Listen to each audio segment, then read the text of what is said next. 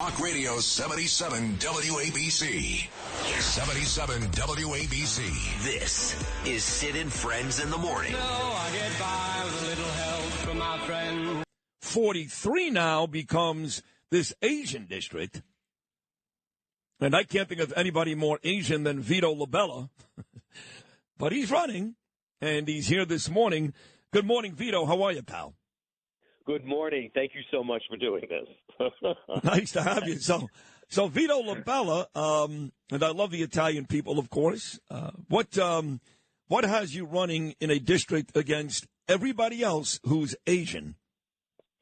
Well, okay, so this district, like you said, this district was created. I call it the Brannan Aviles Mander district because they chopped up South Brooklyn into 4 districts. They took a chunk of a conservative area of South Brooklyn, Diker Heights, the Army base, the golf course. They gave it to Staten Island in District 50, which is a great guy. David Carr is a great guy. Those people will be very, very well served. And then they had that one-block connector that you were talking about on 81st Street. They strung a one-block connector from Bay Ridge to Coney Island, and they threw Ari Kagan under the bus, which is good for Ari. Like you said, you got it right. You got to vote for Ari Kagan in 47 because they threw Ari under the bus because Brannan didn't want to go against the socialist Alexa Aviles. And they took a big chunk of Diker Heights, like where all the Christmas lights are, and they put it with Aviles, which is Sunset Park, Red Hook, Park Slope, to try to dilute the conservative voices. So my whole spiel is, I say this again and again, we have to vote down the line, Republican conservative, because we have to send the message that South Brooklyn won't be disenfranchised. And that's the main message I'm getting out there. In my District 43, you say it's 54% Asian, and that's the big excuse that they gave to do this nonsense. But it was really to preserve power for themselves, the Democrats, of course.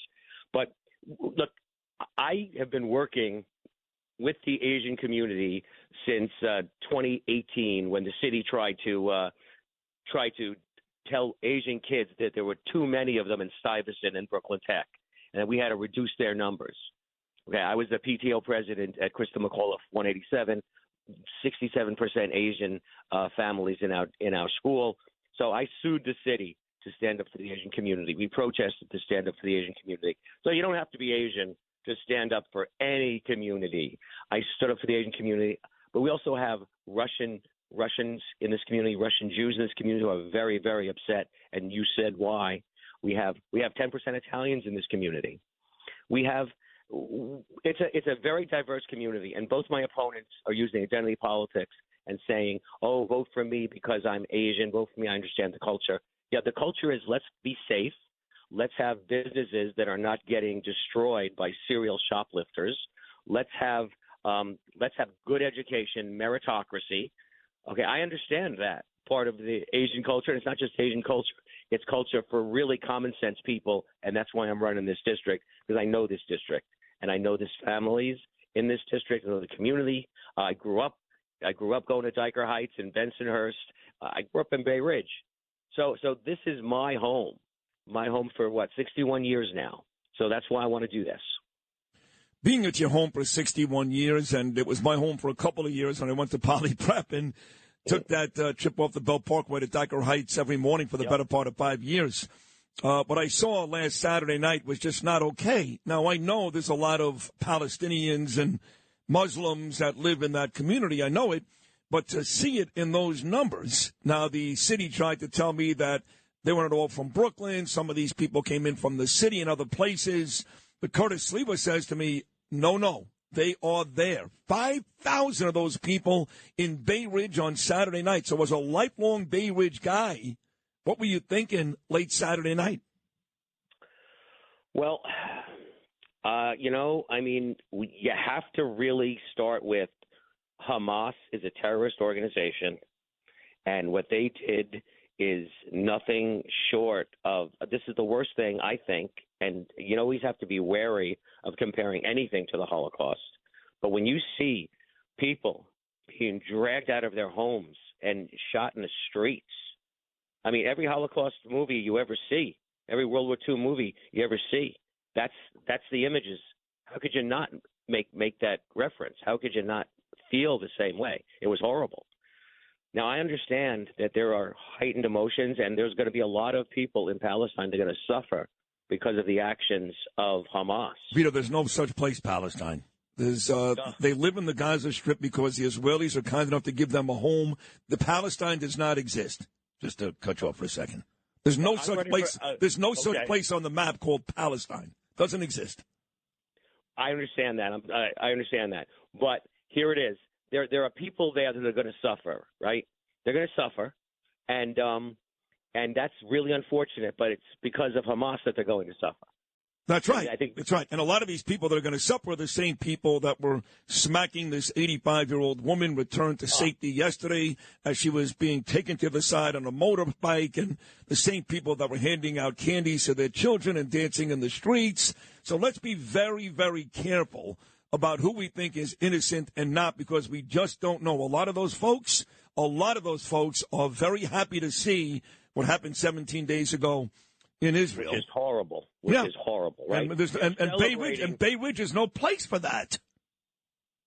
What is the right place for that? There is no right place for that. Gaza. There is no right place celebrating murder and the murder of innocent people. And it's not a military operation by any means. I said this before. No. They didn't have the guts to attack a police station.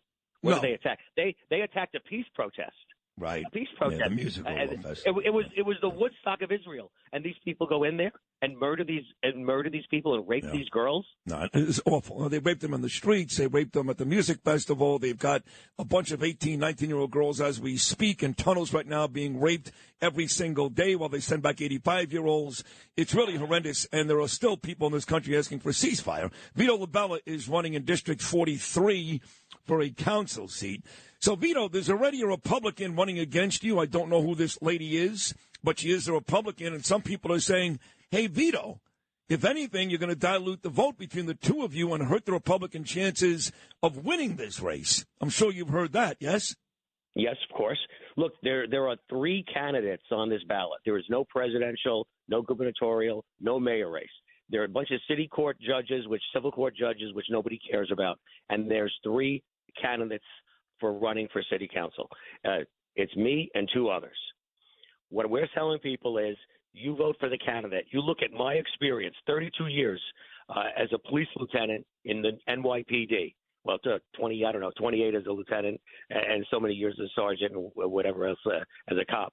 But the thing is, I have institutional knowledge of the NYPD. For the last 6 years, I've been working in education, getting institutional knowledge of the dysfunction that's the Department of Education and the difference that they've made since de Blasio messed up everything. And now they're trying to walk it back a little, but it's a constant ongoing fight and a struggle to try to come back from the disastrous de Blasio policies. And that's the de Blasio policies in policing, the de Blasio policies in education, pretty much across the board. Housing, all of these crazy laws they want to shove down building owners' throats that are going to destroy the actual idea of owning property in New York City. It is a mess. Bill de Blasio actually spoke. You were a cop for 32 years with my dear friend, the head of the DEA, not Drug Enforcement, Detective Endowment, Paul DiGiacomo. He's going to join me at 9 o'clock. And he explained to him some of the police procedures, I guess, sent down by the Governor Cuomo at the time back in the BLM summer of 2020. So according to Paul DiGiacomo, he's going to drop a bombshell on this show coming up in about 3 hours. But as for you, Vito LaBella, for folks who want to vote for you, help out your campaign, how do they do that this morning? Well, Vito LaBella for NewYork.com. Go to my website. But you're absolutely right. The most important thing is you have to get out and vote. We have super low turnout in the primaries. That's probably why I didn't win the Republican primary. But we expect to have super low turnout in this election. It is imperative that if you are any place in South Brooklyn, any place in the city, and you care about making a difference, you got to vote for. We got to speak about Paul Rodriguez in 38. He's going up against the DSA. Got to vote for Paul. Vito LaBella, Ari Kagan in South Brooklyn. Send the message that it's not okay to disenfranchise South Brooklyn. That's the biggest message I want to get out there. Vito, great job, buddy. Thank you for coming on this morning. Best of luck. We'll talk again before the big day, and keep doing what you're doing. Thank you so much.